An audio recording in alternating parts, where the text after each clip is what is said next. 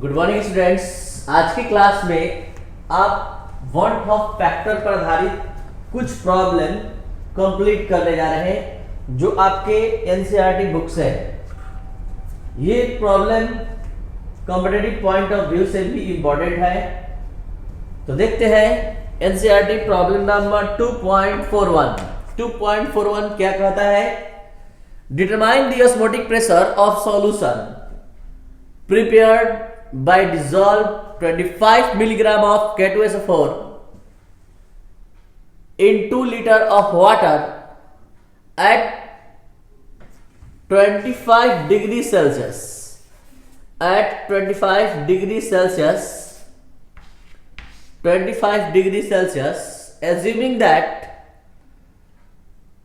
25 degrees Celsius, assuming that it is completely dissolved। एक बार फिर से इस पूरे क्वेश्चन को ध्यान से समझते हुए 25 डिग्री सेल्सियस पर 2 लीटर वाटर में 25 मिलीग्राम K2SO4 को K2SO4 के घोल को बनाया गया है बिलियन। तो इस पूरे सॉल्यूशन के ऑस्मोटिक प्रेशर का कैलकुलेशन करना है, ये मानकर करना है कि K2SO4 जो है कंप्लीटली डिसोसिएट होता है, मतलब पूरा टूट जाता है। Determine the osmotic pressure, osmotic pressure को डिटरमाइन कीजिए of solution prepared by dissolve in, जो कि एक ऐसा सॉल्यूशन बनाया गया है जिसमें कि 25 मिलीग्राम K2SO4 इन 2 लीटर, 25 मिलीग्राम K2SO4 को डिसॉल्व किया गया 2 लीटर वाटर में एट 25 डिग्री सेल्सियस पर, 25 डिग्री सेल्सियस पर। और एक इंपॉर्टेंट कॉन्सेप्ट बताने जा रहा है या फिर कहिए हिंट दे रहा है, assuming that it is completely dissociated, मतलब ये मानते हुए कैलकुलेट करना है कि K2SO4 कंप्लीटली डिसोसिएटेड है। तो इस क्वेश्चन को बनाने से पहले यहां एक कॉन्सेप्ट आ रहा है कि अगर कोई इलेक्ट्रोलाइट या अगर कोई सॉल्यूट कंप्लीटली डिसोसिएटेड होता है तो उसके लिए अल्फा का मान, ये आपको हम कॉन्सेप्ट बता रहे हैं कि कंप्लीटली डिसोसिएटेड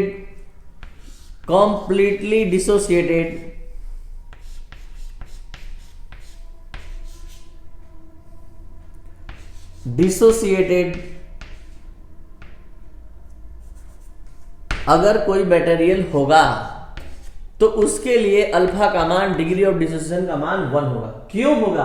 क्योंकि अल्फा का एक फार्मूला 11th क्लास में आया था, total number of molecules dissociated in the form of ions upon total number of molecules taken, यानी आयन के रूप में डिसोसिएट हुए मॉलिक्यूल की संख्या और कुल लिए गए मॉलिक्यूल की संख्या। तो कहने का मतलब क्या है कि मॉलिक्यूल के फॉर्म में आपने सपोज दैट 10 मॉलिक्यूल लिया और 10 ही मॉलिक्यूल आयन में डिसोसिएट हो गया, और इस दोनों के रेशियो से आता है अल्फा का मान, यानी आयन में वियोजित हुए मॉलिक्यूल की संख्या अपॉन कुल लिए गए मॉलिक्यूल की संख्या। तो ये पूरा कट कर हमेशा 1 हो जाता है। ये तब होता है जब पूरा आयन में डिसोसिएट हो जाता है तब। तो इससे हमको इस क्वेश्चन में बस यही कॉन्सेप्ट है कि आप अल्फा का मान कैसे जान लेते हैं। तो यही समझ लीजिए कि जब भी पूर्ण रूप से वियोजित या कंप्लीटली डिसोसिएटेड बोलेगा तो आप समझ जाएंगे कि अल्फा का मान 1 होगा। चलते हैं इस क्वेश्चन को बनाने। इस क्वेश्चन में जो दिया गया है वो पहले नोट किया जाए। तो दिया गया है क्या दिया गया है टेम्परेचर 25 डिग्री सेल्सियस। तो आप डिग्री सेल्सियस को केल्विन में लाएंगे, कैसे लाएंगे? 25 प्लस 273, ये हो गया इतना केल्विन, और अब 298 केल्विन हो गया। इसके बाद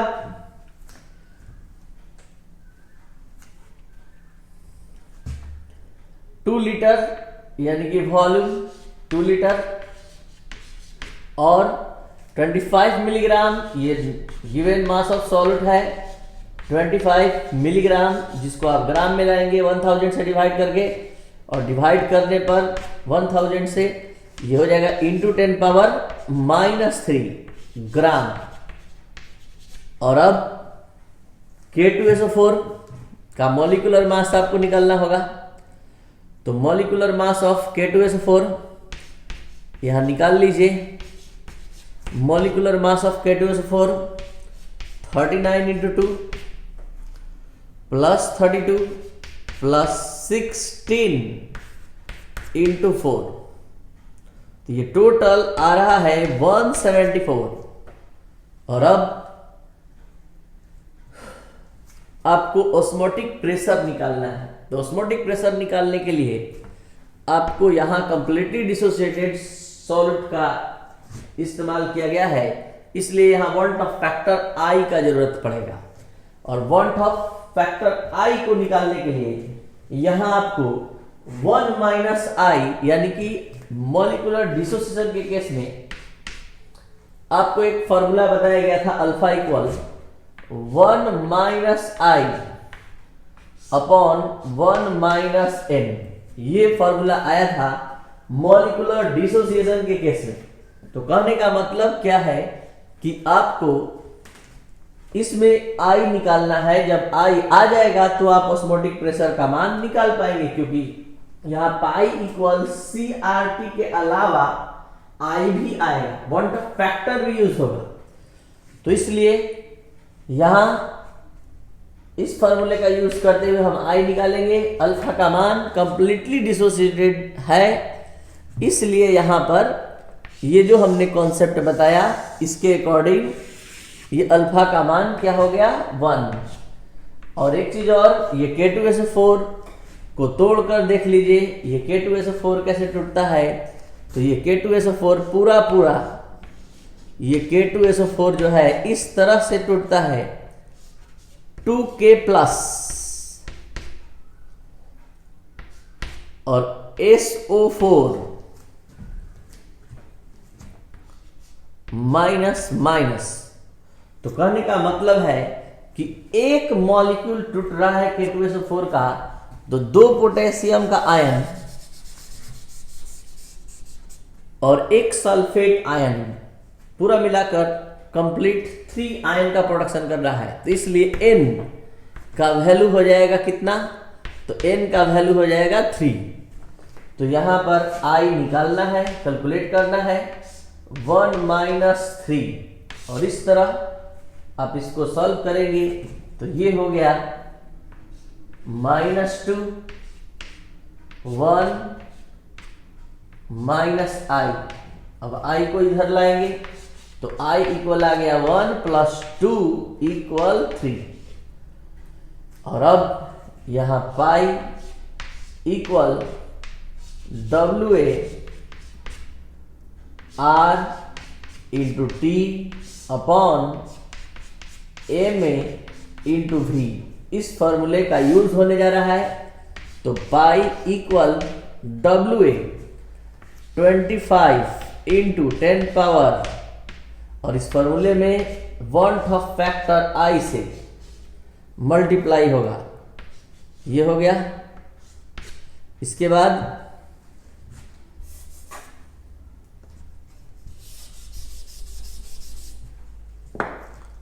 मॉलिक्यूलर मास ये 174 आया है, और यहाँ R का वैल्यू 0.0821 और टेम्परेचर 298 केल्विन और मॉलिक्यूलर मास 174, और उसके बाद वॉल्यूम 2 लीटर। और इस I का वैल्यू हमने निकाला है 3। ये पूरा सॉल्व करने पर आ रहा है 5.2 × 10 पावर -3। ये पाई का यूनिट क्या होगा, ये R की यूनिट से पता चलेगा। तो यहाँ प्रेशर ATM में है तो यूनिट इसका ATM होगा। तो ये है आपका आंसर। एक बार फिर से बता दें, 25 मिलीग्राम K2SO4 को यहाँ 2 लीटर जल में घोला जा रहा है, और इस टेम्परेचर इस सॉल्यूशन के लिए 25 डिग्री सेल्सियस बना है, और इसका ऑस्मोटिक प्रेशर निकालना है ये मानते हुए कि K2SO4 कंप्लीटली डिसोसिएटेड होता है। इसलिए यहां पर अल्फा का मान, डिग्री ऑफ डिसोसिएशन का मान, वियोजन की मात्रा का मान 1 हो गया। तो ये है आपका आज के प्रॉब्लम का आंसर। तो इस तरह से ये पूरा वैल्यू यूज करते हुए यहां पाई का मान निकाल लिया। अब चलते हैं NCERT problem number 2.40। Calculate the amount of CaCl2। CaCl2 के अमाउंट का कैलकुलेशन करना है, जिसके लिए I का वैल्यू वन ऑफ फैक्टर का मान दे दिया है। यहां वन ऑफ फैक्टर का मान हम लोग निकाले। तो यहां I का मान दे दिया, CaCl2 सॉल्यूट है। Calculate the amount of CaCl2, it means what, मतलब कि WA निकालना है, वेट निकालना है CaCl2 का, इन 2.5 litre of water, volume 2.5 litre of water, such that it's osmotic pressure is 0.75 atm। मतलब जल का ऑस्मोटिक प्रेशर 0.75 atm दिया है, और जो सॉल्यूशन है 2.5 लीटर जल में इन गैसों के संगठन, यानी कि अमाउंट निकालना है कितना ग्राम CaCl2 को डिसॉल्व किया गया है। तो चलते हैं इस प्रॉब्लम को बनाने। ये तो क्वेश्चन आसान है, क्योंकि इस क्वेश्चन में I का मान डायरेक्ट दे दिया है, इसलिए ये प्रॉब्लम आसान है। और WA निकालना है, कितना अमाउंट डिसॉल्व किया गया है। नाम लिया गया है कि ये CaCl2 है, तो CaCl2 कैल्शियम का 40 होता है, और Cl का 35.5 इंटू 2, और ये पूरा मॉलिक्यूलर मास आ रहा है 111। और टेम्परेचर नोट किया जाए 27 डिग्री सेल्सियस, जिसको केल्विन में लाएंगे तो 27 प्लस 273, तो ये हो गया आपका केल्विन में 300 केल्विन। तो ऑस्मोटिक प्रेशर का भी वैल्यू दिया गया है। तो ऑस्मोटिक प्रेशर का वैल्यू कितना है 0.75। और अब हम लोग प्रॉब्लम इजी वे में बना सकते हैं। पाई इक्वल होता है WA into R into T upon MA into V, और मल्टीप्लाई में I है, तो सारा वैल्यू पुटअप करेंगे 0.75, WA निकालना है, R का वैल्यू 0.0821, टेम्परेचर कितना है 300 केल्विन, और MA molecular mass of solute 111।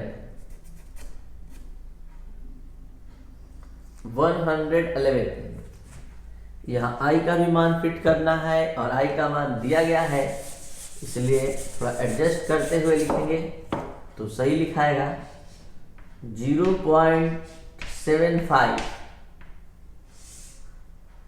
WA calculate करना है, और इसमें R का वैल्यू है 0.0821,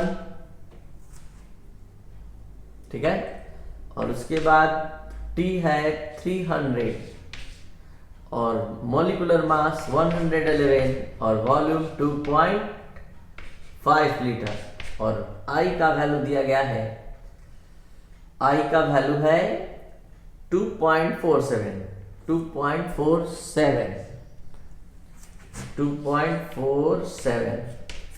और ये पूरा सॉल्व करने पर आ रहा है 3.42, क्योंकि WA निकालना है, ये मास है, गिवन मास है सॉल्यूट का।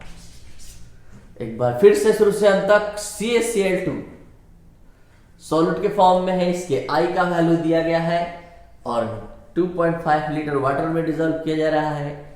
तो यहाँ ऑस्मोटिक प्रेशर इतना हो जाता है 0.75। तो यहाँ गिवन मास ऑफ सॉल्यूट निकालना था, तो pi equal WART upon MA into V के हेल्प से यहाँ, और इंटू I ये सारा वैल्यू पुटअप करते हुए सॉल्व करने पर इतना है। तो ये था आपका वांट ऑफ फैक्टर पर आधारित कुछ प्रॉब्लम्स। उम्मीद है कि आप लोग को ये दोनों प्रॉब्लम अच्छी तरह समझ में आया होगा। लगातार हम आप लोग को पढ़ाई के प्रति मोटिवेट कर रहे हैं। हमारी क्लास में ये है कि आपको जिस ढंग से पढ़ाई एक सिस्टमेटिक वे में दिया जा रहा है, आप वो लगातार जारी रहेगा। एक चीज और कि ये एक ट्रेनिंग था ऑनलाइन स्टडी का। बहुत सारे लगभग 50% स्टूडेंट ऑल ओवर इंडिया, या फिर आप कह सकते हैं 70% स्टूडेंट ऑनलाइन स्टडी यानी यूट्यूब पर और भी कोई ऐप पर कभी ऑनलाइन स्टडी नहीं करते थे। तो एक तरह से हम एक चैप्टर के माध्यम से ट्रेनिंग दे रहे हैं। आगे जो चैप्टर आएगा उसमें ये इतना सारा थ्योरी नहीं दिखाई देगा।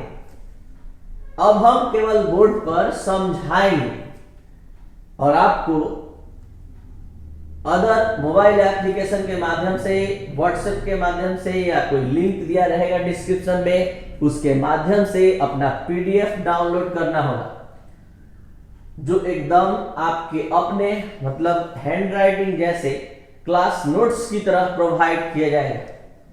तो आपको सब कुछ समझ में आने लगा। यूट्यूब वीडियो कैसे वॉच किया जाता है, कैसे ऑनलाइन स्टडी किया जाता है, ये सारा ट्रेनिंग इस चैप्टर में कंप्लीट कर लीजिए। उसके बाद आपको उस तरह का हम क्लास देने जा रहे हैं जैसा आप उम्मीद रखें। ये पूरा बढ़िया से एक चीज लिख लिख कर, इसलिए क्योंकि धीरे धीरे आपको सब कुछ आ जाए, इसलिए इतना टाइम दिया गया। अब नेक्स्ट चैप्टर जो रिलीज होगा, हम अक्सर क्लास में बोला करते हैं, और वो भी यूट्यूब पर, वो है सॉलिड स्टेट, जो प्रोजेक्टर के माध्यम से 3D फिगर को दिखाकर पढ़ाया जाता है, जो बहुत ही इंटरेस्टिंग होगा और पूरा इंडिया देखेगा कि अब इस छोटे से शहर में ये लोकल चैनल कैसे ग्लोबल बन रहा है। तो ये सिर्फ आप लोग के हेल्प के से ही संभव है। Thank you. आप इस वीडियो लेक्चर को ज्यादा से ज्यादा हो सके तो शेयर करें। अब यहां से हम पूरा इंटरेस्ट भरने का प्रयास करेंगे। Thank you.